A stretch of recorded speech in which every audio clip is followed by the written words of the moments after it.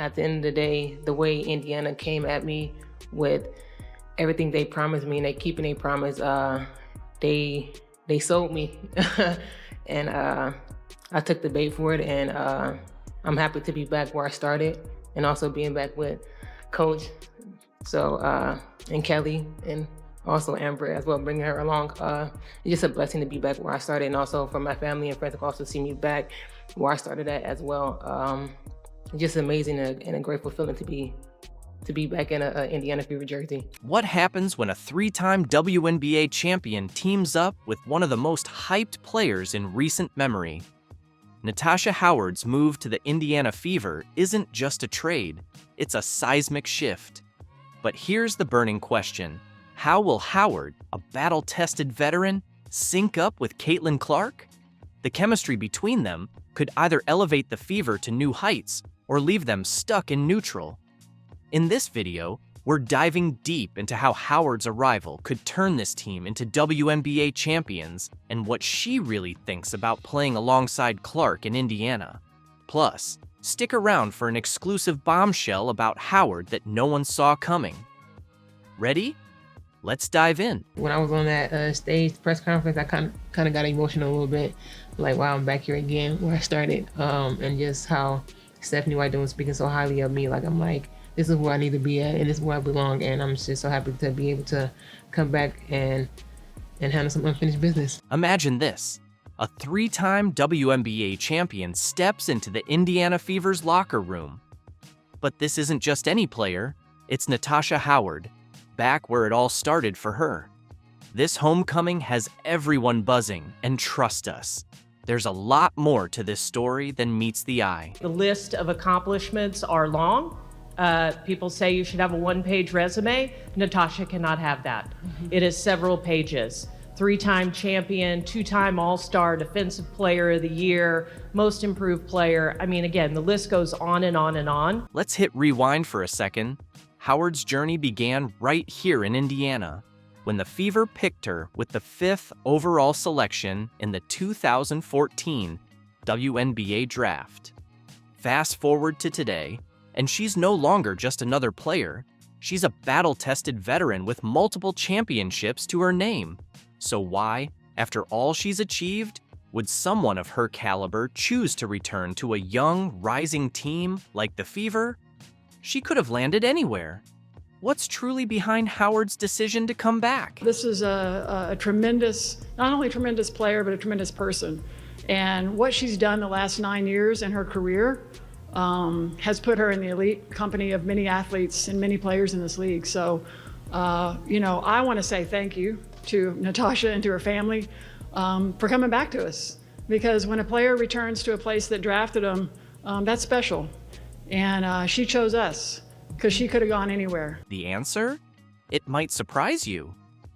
When Howard walked into the Fever's facility, she was hit hard by seeing her original 2014 Fever jersey. "It's a blessing to be back," she said, and with Stephanie White speaking so highly of her, it was clear. Howard felt right where she belonged. This isn't just about basketball for her, it's about returning home. But there's more. Howard's mentioned unfinished business from her first stint with the Fever, specifically the 2015 finals, where they came close but fell short. That loss has stayed with her, and now she's back to make it right. Now, you might be wondering just how good Natasha Howard really is. Last season, she averaged 18 points and 7 rebounds per game. That's not just good, that's elite, putting her in the same league as some of the best in the game. Last season, with a minimum of 25 games played, Natasha Howard was one of just 13 players to average 18 points per game. She was one of 16 players to average 7 rebounds per game. And the list of players to average both 18 and 7 last year, short and elite. A'ja Wilson, Breanna Stewart, Napheesa Collier, Brittany Griner, and yes, Natasha Howard. Here's where things get really exciting. The Fever aren't just adding a star, they're adding a game changer. Howard's versatility is through the roof. She can stretch the floor, create opportunities for her teammates, and give opposing defenses nightmares. For a young core like the Fevers, with players like Caitlin Clark, Aaliyah Boston, and Kelsey Mitchell, this is massive. But all of that, and we haven't yet touched upon what Howard does best: defend. Howard was named Defensive Player of the Year in 2019 and has finished in the top 10 of the Defensive Player of the Year voting 3 times in her career. Howard has averaged at least 1 block and 1 steal per game in each of her last 7 seasons. And that versatility is really what makes her a weapon on defense. So, can one player really turn things around for a team? In this case, it just might. The Fever have been rebuilding for a while and have plenty of young talent, but what they've lacked is a veteran who knows how to win when it matters. That's where Howard steps in. What does Howard see in this young Fever team? It's not just about talent, it's about untapped potential. She's here to build something special. In her own words, "I want to show this young group what it takes to win a championship. You can't take any days off in practice. It's the way you play." This isn't just about adding another star.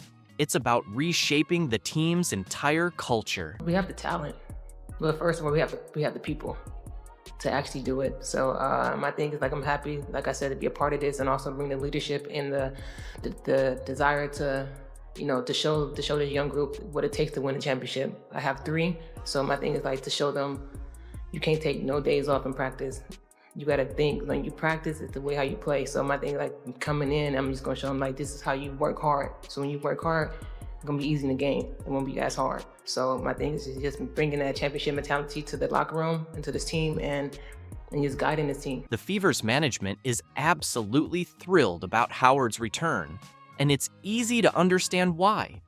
They're not just adding a top-tier player, they're gaining a leader, a mentor, someone who can guide their young stars on the path to success in the league. Howard's character and leadership are exactly what this team needs to level up and make that next big leap. Whether she was on the floor or not, she was mentoring young players. She was giving direction, advice, and was always selfless in everything that she did. And I tell you what, guys, I fell in love with her. I was so excited about the opportunity to bring her here. Natasha, thank you so much for your faith and your trust in us. I think this is going to be an awesome experience, and welcome home. Let's talk about the superstar sensation that's got the entire league buzzing. Caitlin Clark's arrival in the WNBA. It's created a whirlwind of excitement. But does all that hype really hold up? If you ask Natasha Howard, the answer is a definite yes.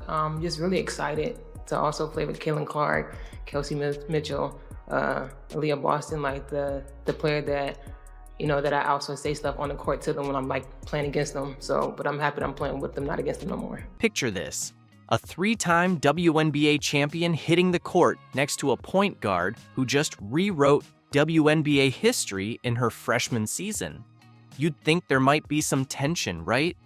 After all, Howard's made it clear she wants to shine in her return to Indiana. But here's the twist. Howard isn't just excited about playing with Clark. She's genuinely thrilled. I love talking about Caitlin Clark on this show, and she participated in some kind of LPGA Pro-Am, drew monster crowds. There's pictures of just like everybody trying to get an autograph with Caitlin Clark. Outrageous criticism, media frenzy, and a string of headlines. It's safe to say that Caitlin Clark has been at the center of controversy over the past few months. In a move that caught everyone off guard, Clark struck a headline-making deal with the LPGA, calling her WNBA legacy into question and sparking debates about loyalty, fame, and ambition. One more key photo. Caitlin, Monica. Great to meet you. Looking forward to the afternoon together. Okay, go. Come on. Hug it out. Squeeze in close together. We'll get one right here, please. Speaking of which, the Caitlin Clark effect is starting to take shape. After delivering what could be the best rookie season in NBA history, she made the unexpected move to female golf. where she's now being heralded as the next big thing. But how did Clark manage to conquer 2 worlds in just 8 months? And why are critics calling her success a betrayal of women's basketball? In this video, we'll break down everything from Caitlin Clark's new deal to the backlash and everything surrounding her controversial journey. But before we dive in, let's take a trip down memory lane. At the start of the year, the Caitlin Clark effect was undeniable. Even before she set foot on a WNBA court, ticket sales for every platform skyrocketed by over 90% once she declared for the draft. Her performance in the league has been nothing short of outstanding.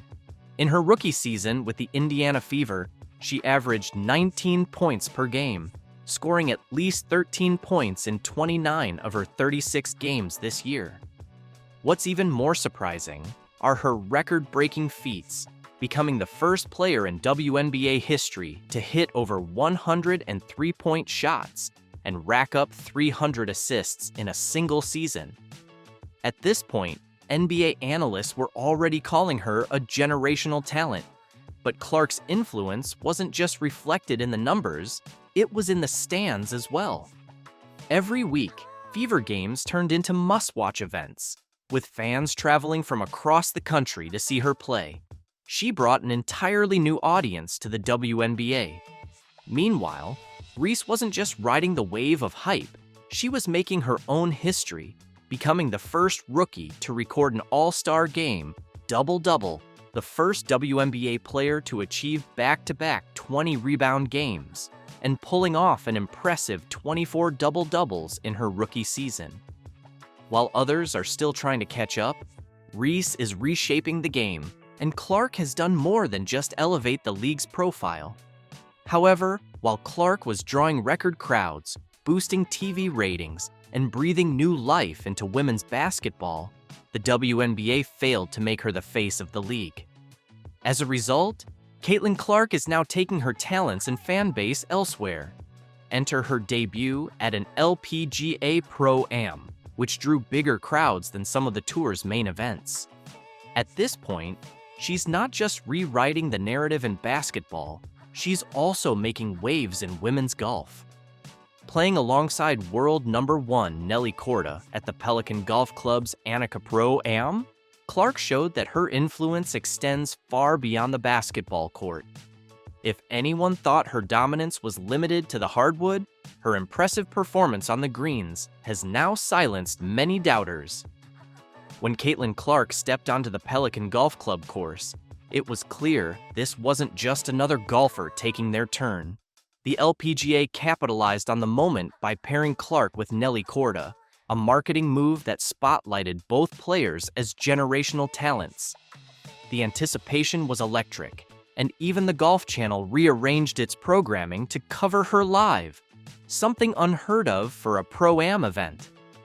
Meanwhile, Caitlin Clark took the spotlight in Florida, drawing massive crowds, and once again, proving that her star power extends well beyond the basketball court. Alongside Korda, Clark played with tournament host Annika Sorenstam, teeing off at the crack of dawn and launching an early shot into the gallery. Fans were glued to her every move at Pelican Golf Club. The WNBA Rookie of the Year's presence drove ticket sales and boosted media attention for the event. After the round, she was swarmed for autographs, and with an endorsement deal from Gainbridge, the LPGA tournament's sponsor, and a role in a women's leadership summit, it was clear her presence was far from casual. While Clark insists that golf is her escape, her single long-range putt left fans wondering, is she just playing for fun, or is she quietly taking over yet another sport?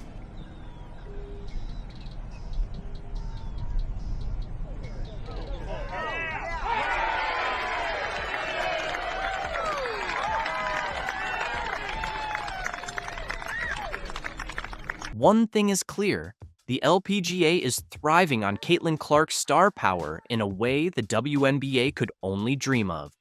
The media and golf elite couldn't stop singing her praises. 8-time LPGA champion Nelly Korda, who played alongside Clark, had nothing but admiration for her after the game, praising her skills and presence on the course. So amazing. She's so sweet, so nice. It was nice to kind of get to spend some time with her. We've messaged a little on Instagram beforehand, but to get to spend some time with her and to see the influence that she has on people, bringing people out here, and to see how amazing of an influence she is. The praise didn't stop with Nelly Korda.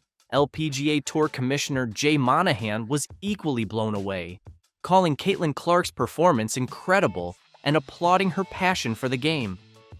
Overall, Clark's presence on the course didn't just spark excitement, it stirred up drama. Her growing star power now threatens to overshadow seasoned pros in yet another sport.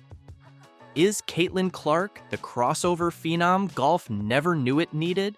Or is this a sign that women's sports are evolving faster than their leagues can keep up? At this point, it's clear Clark isn't slowing down anytime soon. However, not everyone is cheering for Caitlin Clark's meteoric rise. While Korda and Monahan praised her for uniting fans across sports, insiders in the WNBA are reportedly seething over her crossover success. The LPGA's full-court press to spotlight Clark has left some in the WNBA feeling left behind. Insiders claim league officials are frustrated, not only by the LPGA's success, but also because the WNBA has failed to fully capitalize on Clark's star power. Social media lit up with clips of her swings, and national basketball and golf media flocked to the event. Tournament host and golf legend Annika Sorenstam captured the moment perfectly, highlighting Clark's undeniable impact on the sport. For better or worse, Caitlin Clark is rewriting the playbook for crossover stardom and shaking up women's sports in the process. Despite questions about her commitment to golf, it was revealed she's been swinging clubs since childhood. After making her 2023 debut at the John Deere Classic alongside major champion Zach Johnson, Clark's appearance at the Pelican Golf Club proved one thing: her crossover appeal is no fluke. Meanwhile, WNBA enthusiasts are rumored to feel overshadowed by Clark's dominance on the golf course, despite her record-breaking rookie season on the basketball court. While golf fans flock to see her tee off and whispers of a potential LPGA contract swirl, WNBA fans are left asking why their league hasn't given Clark the same level of attention. Take her Rookie of the Year award, for example. Rather than a grand celebration for her groundbreaking achievements, it was handed out in a nearly empty arena with little fanfare. A baffling move for someone who has done more to elevate the league in one season than most players do in a career. As the buzz around Clark's golf ventures intensifies, the WNBA's failure to capitalize on her star power becomes increasingly obvious. The LPGA has done what the WNBA couldn't. They turned Caitlin Clark's star power into a game changer. But here's the irony. Caitlin's rise should be a win for everyone. She has brought unprecedented attention to women's sports. Yet, while the LPGA embraced the moment and ran with it, the WNBA stayed stuck in its old ways, hesitant, overly cautious, and failing to seize the bold opportunity. When a male NBA or NFL star steps into another sport, social media explodes with hype. This was the WNBA's chance to do the same, celebrate Clark, ride the wave of excitement, and prove they can champion their biggest stars. Instead, they fumbled. Now, the league finds itself at a crossroads, grappling with a familiar issue: how to balance promoting standout players like Clark while still pushing the league forward as a whole. The LPGA made its move and won. Meanwhile, the WNBA risks being left in the dust, overshadowed by a star they didn't know how to celebrate. As Clark juggles her intense off-season training while fielding interest from the rapidly growing 3-on-3 women's basketball league, her crossover into golf raises an even bigger question: is Caitlin Clark reshaping women's sports? Or is she quietly stepping away from basketball altogether? You come in as a rookie and like you said, like you're trying to figure out a new environment, new teammates. Like you don't want to say too much. You don't want to say too little. And it's just so hard. What if I told you that Caitlin Clark's greatest challenge wasn't on the court, but within the locker room? That her most significant achievement wasn't smashing records, but building connections? How do you excel without outshining your teammates? How do you blend in while still standing out? It's crazy, like looking back at a year ago today or around this time, like I was just beginning my senior year of college. And obviously, you know, people knew who we were and people attended our games, but it's obviously not on the magnitude that it is now. Yeah. So like life just changes fast, but that's what makes it fun and cool. And, you know, quickly started a new chapter of my life too, like moving here to Indianapolis. And in an insightful podcast interview, Clark opened up about her rookie year and how she navigated those challenges. Her comments about her teammates will make you reconsider everything you thought you knew about the Indiana Fever. What are her true feelings toward the team around her? From sophomore Aaliyah Boston to Fever's close friend Lexi Hull and others such as Kelsey Mitchell and Nalissa Smith, we uncover Caitlin's unfiltered thoughts about them. Ready for the inside scoop? Let's dive in. I mean, it was just a crazy year because you go all the way up to the national championship game and then you're playing right away. Yeah. You know, one of my coaches early on in my career said, you know, your rookie year is always so hard because you're in a new city, you're in a new place, you're with a new team, new coaches. There's so much that's not part of the routine that you're so used to. And you had that as like magnified. Imagine this. Caitlin Clark, the collegiate phenom, steps onto the WNBA court for the very first time. All eyes are fixed on her, with expectations soaring high. However, Clark's greatest obstacle isn't her performance on the court, it's finding her place within the team. During an eye-opening episode of the New Heights podcast, Clark delved into her rookie anxieties. She shared, but like in my scenario, and obviously you guys too, like you're already highly thought of. Like people are turning to you to like be something or be someone. So it's hard. Like you're trying to get your feet wet, but also not do too much. And I think that's kind of what I struggled in early on is like, I don't know what to say. I don't know how to say it. I don't know how they're going to react. Pressure was overwhelming, and Clark felt torn between two worlds. She spoke about feeling adrift in the locker room. Should she take the lead or go along with the group? It was a mental battle intensified by her fame. Yet, amidst the turmoil, Clark discovered a positive side.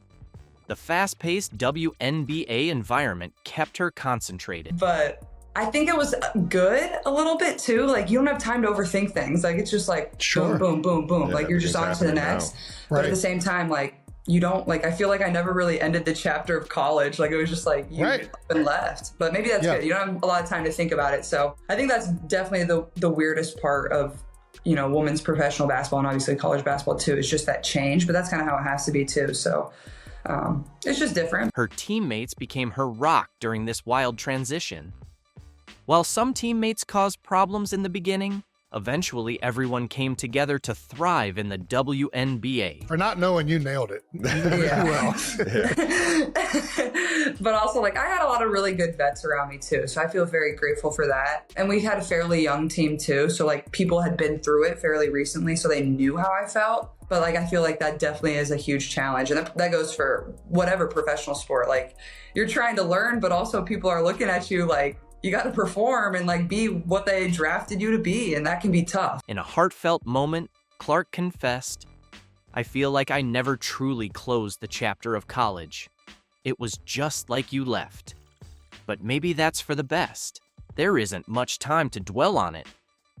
This highlighted just how abrupt and challenging the transition to the pros can be, even for a star like Clark. You mentioned the vets, and I think, you know, for me at least, there was a lot. Some vets were incredible. Some of the vets, obviously, you're competing for jobs, so there's a little bit there, but you lean so much as a young player on your vets, and you lean so much from like, even just like in Philly, there's so many great players that played for the Eagles that, like Harold Carmichael, who was a legendary Philadelphia Eagle, was like always around and willing to lend advice or anything. Did you have many former players or current players like reach out to you that really helped you in transitioning into the WNBA? As Caitlin Clark continues to navigate the high-pressure world of the WNBA, her journey stands as a powerful example of resilience and growth.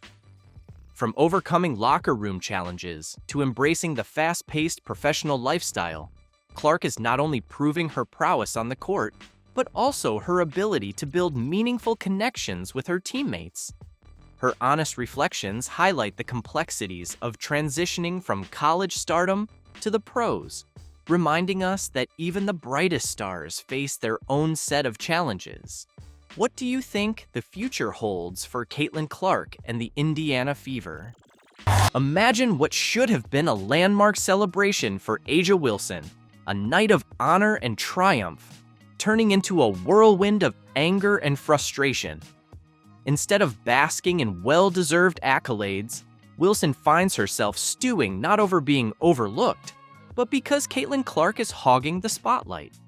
While Wilson's jersey retirement struggles to sell out, Clark's event boasts seats that command prices north of $11,000. This begs the question, is Wilson's discontent warranted, or is it merely a shadow of envy? Let's delve into the reasons behind the muted buzz around Wilson's legacy and explore why Clark currently reigns as the undeniable marquee name. A'ja Wilson's jersey retirement was meant to be a jubilant tribute, a salute to her stellar impact on South Carolina basketball and her commanding presence in the WNBA. Yet instead of reveling in this well-earned honor, she's left feeling not just frustrated, but outright furious. And it's not due to any misstep by South Carolina or an internal blunder. It's because Caitlin Clark's anger isn't aimed at the jersey retirement itself. It's aimed at what it symbolizes. She's noticing the stark reality. Tickets going for as little as $16 and still failing to sell out. Instead of being the grand celebration it should be, her ceremony is falling woefully short of the fanfare it deserves.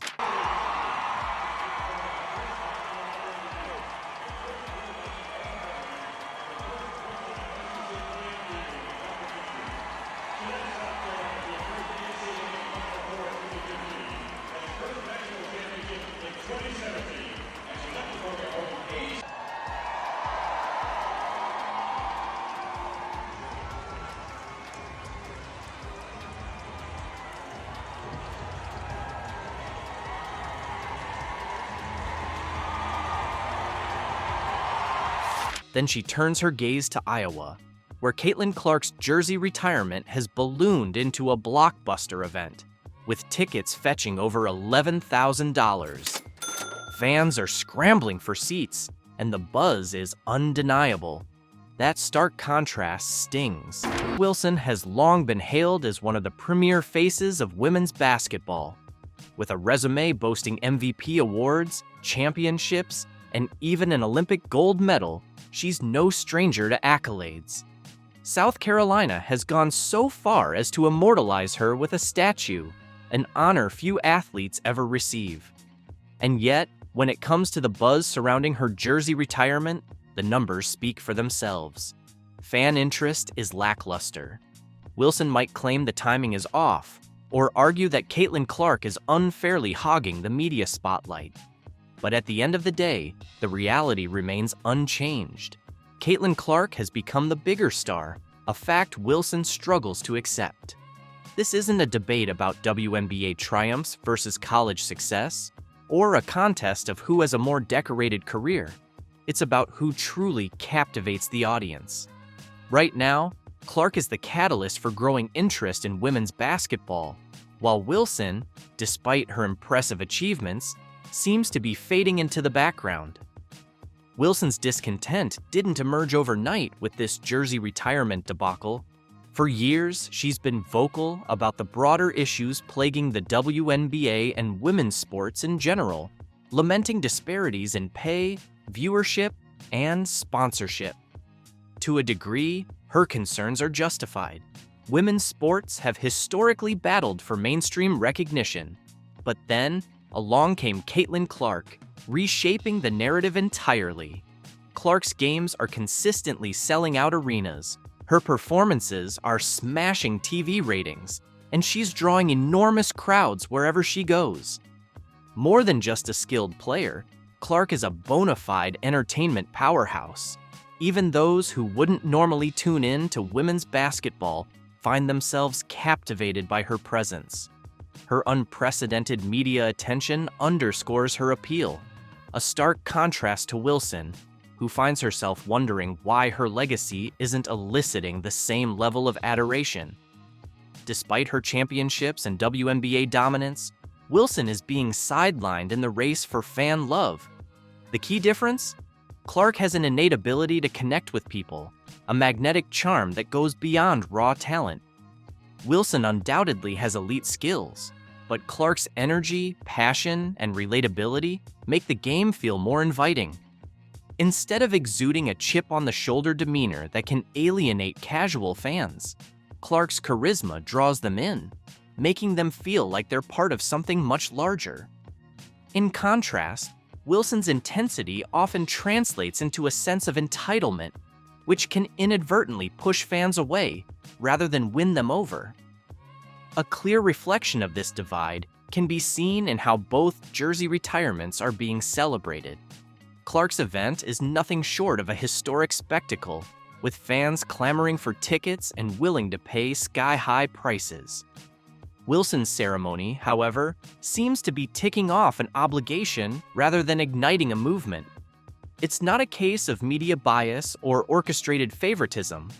This is purely a reflection of where fan interest lies. The crowd is choosing their heroes, and at this moment, they've placed their bets on Clark. Wilson's frustration is palpable as she watches her moment being overshadowed, witnessing the undeniable disparity in demand. Deep down, she's aware that Clark isn't just a fleeting phenomenon.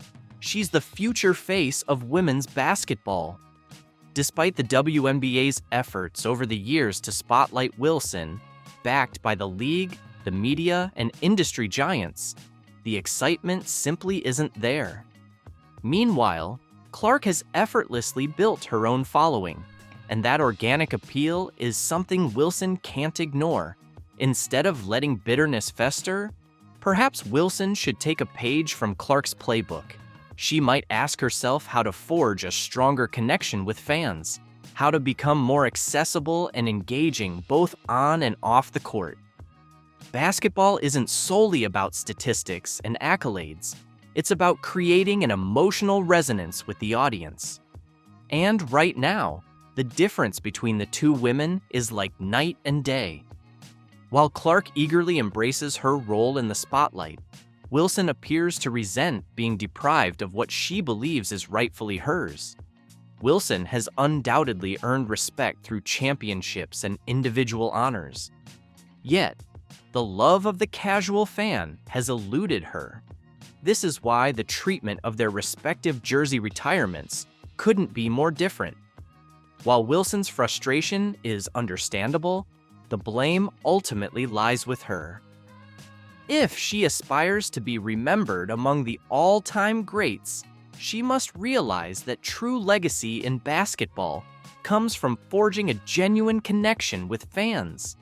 A connection that, at the moment, belongs to Caitlin Clark.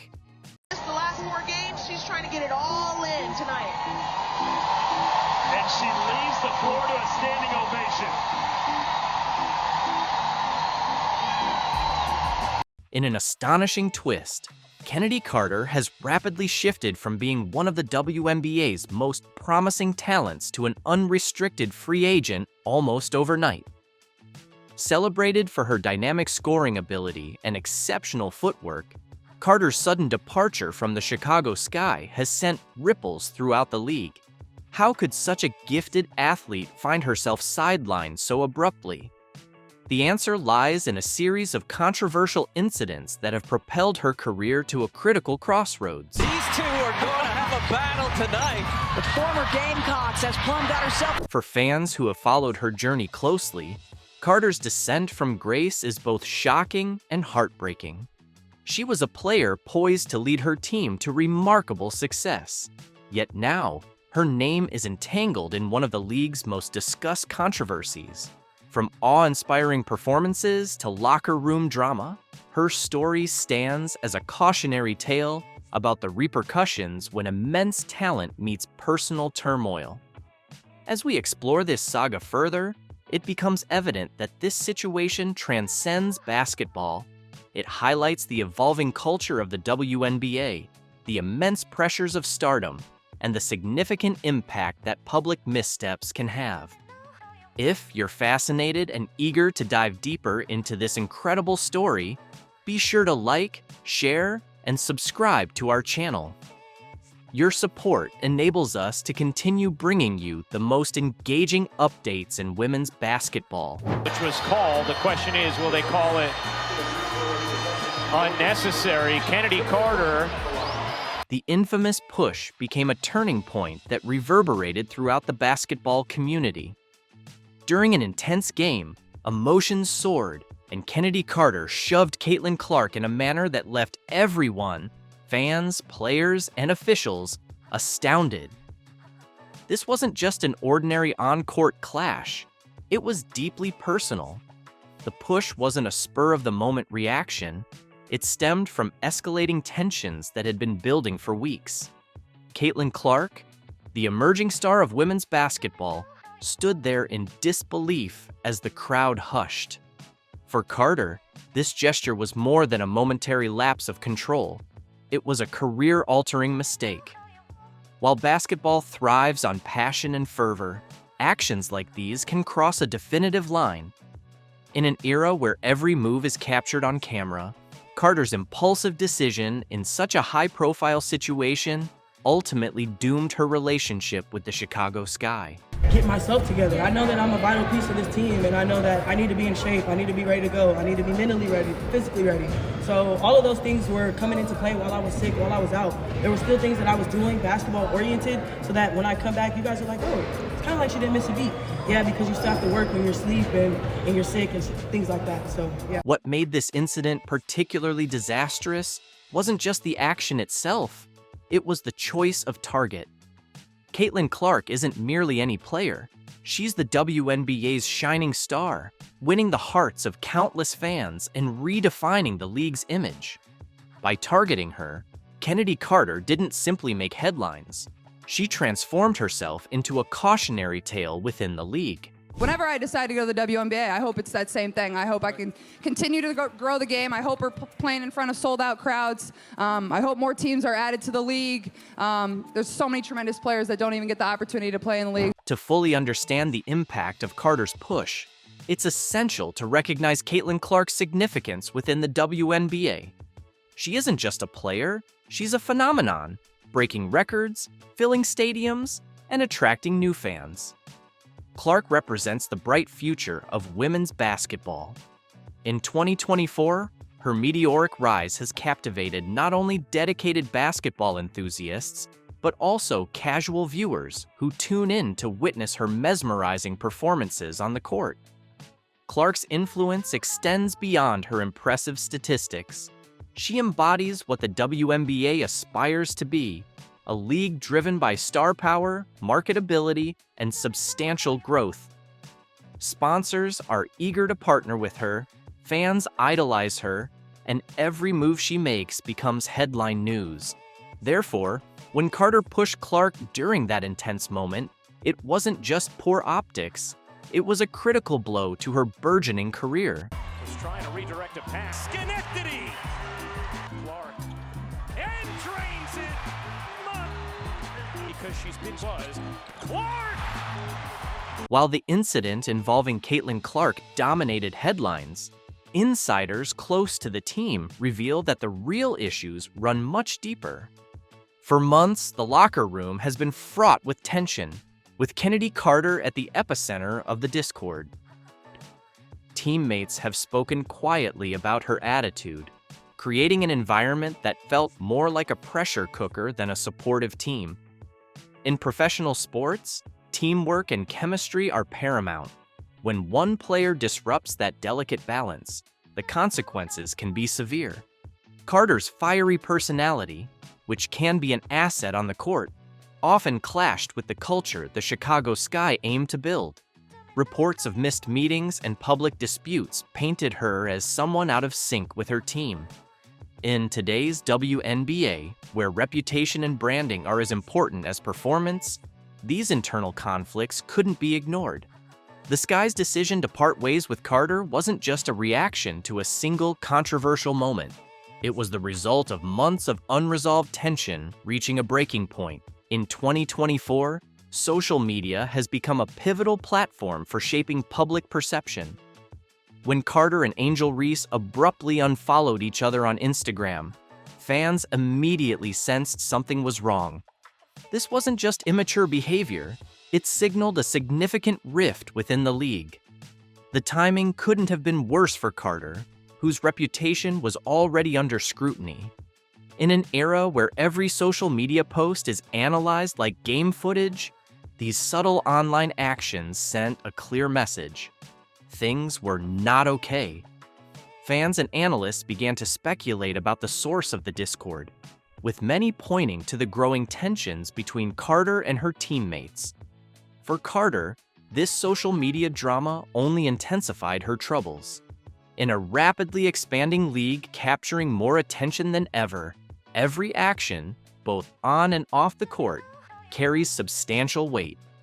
When your Instagram activity becomes part of the narrative, it's evident that the stakes have never been higher. The Chicago Sky's difficult decision to release Carter was not made lightly. She was their leading scorer, the kind of player who could turn a game around in an instant. Yet, despite her undeniable talent, the Sky sent a clear message. No player is bigger than the team. Their official statement was polished and even praised Carter's contributions throughout the season, but a closer examination revealed that the issue extended beyond basketball. References to fit and culture hinted at the underlying problems that ultimately led to her departure. By letting go of Carter, the Sky aimed to convey a powerful message to the rest of the league. Raw talent alone isn't enough. In the current WNBA, teams are focused not only on winning games, but also on building strong brands and fostering positive cultures for the future. For players like Carter, this means that the margin for error has become alarmingly narrow.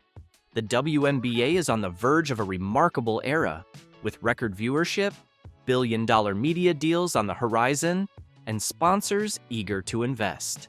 However, growth brings increased scrutiny, and players are now expected to be both role models and athletes. For Carter, navigating this new landscape has been challenging. In a time when every action is under the microscope, her controversies have begun to overshadow her skills. The league's heightened focus on professionalism and marketability means players must embody more than just talent. They must represent the future of women's basketball. Carter's journey is a poignant reminder that in the modern WNBA, image is crucial. The league strives to build something greater than any single player, and those who can't adapt risk being left behind. Kennedy Carter's story is still unfolding, and the rapidly changing dynamics of the WNBA continue to raise the stakes for everyone involved. What are your thoughts on her release? Today, she has released, well, she's not released, it has been announced that her shoe is going to be dropped this week, and we can see what it looks like. Nike's decision has ignited widespread outrage, with fans left questioning the company's priorities. So, Paige Bueckers is arguably the best player in college basketball right now. She's had a really good start to the season, and again, she's a 23-year-old dominating against 18-year-olds. She should be. While Paige Bueckers makes history as the first college athlete with a Nike sneaker, Caitlin Clark, widely regarded as one of the most electrifying players in women's basketball, remains notably absent from the spotlight. So Nike's first Paige Bueckers shoe drops this week. So Caitlin Clark has not had a shoe. By the way, she's had nothing. She's had nothing except the Rookie of the Year top. How did Nike miss the mark with their biggest star? Was this a calculated strategy or an outright blunder? This is the story of how Nike's latest move has divided fans and ignited controversy in women's basketball. By unveiling a signature shoe for Paige Bueckers, while seemingly sidelining Caitlin Clark, Nike has sparked shockwaves across the sports world. What should have been a groundbreaking moment for women's basketball has quickly spiraled into a PR crisis, with fans, analysts, and casual observers alike questioning the brand's priorities. The controversy goes beyond the sneaker. It's about how Nike's decision is being interpreted as a glaring snub of Caitlin Clark, a player widely recognized as the face of women's basketball. Nike signed Bueckers in September 2023, where she frequently wore the GT Hustle 2 on court. She signed several NIL deals. So, Nike signed Caitlin Clark in 2022. Nada. Nike signed Paige Bueckers in 2023. Signature shoe straight away. Fans are outraged, flooding social media with calls for action, including boycotts of Nike products. How do you ignore Caitlin Clark, the best player in women's basketball? One fan tweeted. Another added, Nike just doesn't get it. Disrespecting Caitlin Clark is unacceptable, and I'm done buying their products. These frustrations are mirrored in fan forums, where debates over Nike's priorities dominate discussions. Some fans are even posting videos of themselves discarding Nike gear, while others are pledging to switch to competitors like Adidas or Under Armour. The backlash is undeniable, and the noise is only getting louder. The irony of this controversy is rooted in Caitlin Clark's undeniable greatness. She doesn't need brands to validate her. Brands need her. At just 22, Clark has transcended college basketball, becoming a household name in sports overall. Her record-breaking performances, exceptional leadership, and ability to draw massive crowds have cemented her status as a superstar. Her jaw-dropping shots and playmaking skills regularly go viral, captivating basketball fans across the globe and proving that her impact speaks for itself. It's cool. And look, I think it's simultaneously, it's okay to say it's really cool that Paige Bueckers is getting her shoe, but Nike fumbled Caitlin Clark so badly. The controversy highlights a larger issue with Nike's approach to sports marketing.